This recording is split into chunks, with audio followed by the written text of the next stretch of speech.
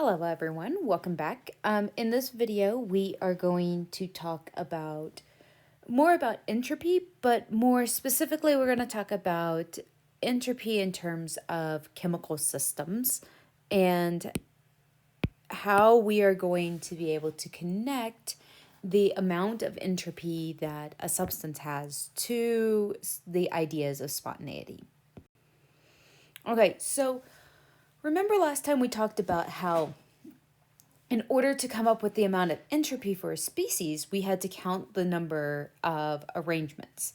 Well, counting the number of arrangements for a molecule or an atom or a reaction is really challenging, and we're not going to do it.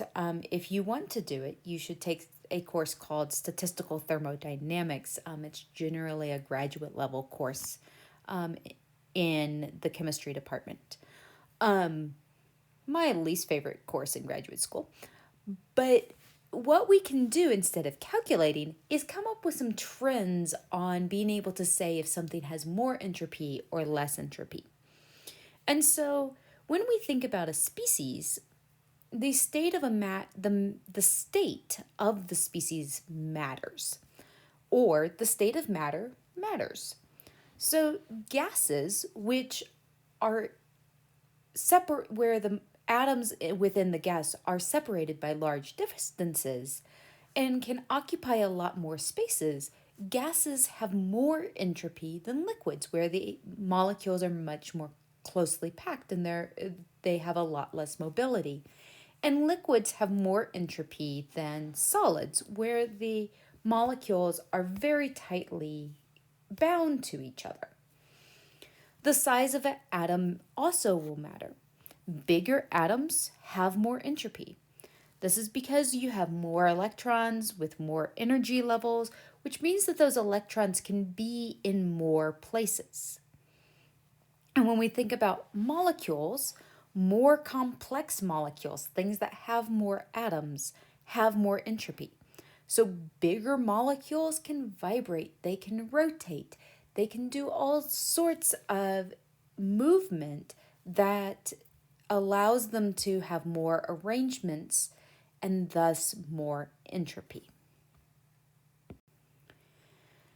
And for spontaneity, what we have to do is we have to define the change of entropy for the universe. The second law of thermodynamics says that all things, all processes can occur spontaneously if the entropy of the universe increases. So, this is saying that my laundry that comes out of the dryer is very, very, very unlikely to spontaneously come out of the dryer folded and sorted, because that would not increase. Folding and sorting is going to decrease the entropy in the universe, not increase the entropy in the universe. And so if this delta S of the universe is greater than 0, then the reaction is spontaneous. And the entropy of the universe is defined as the entropy of the system plus the entropy of the surroundings.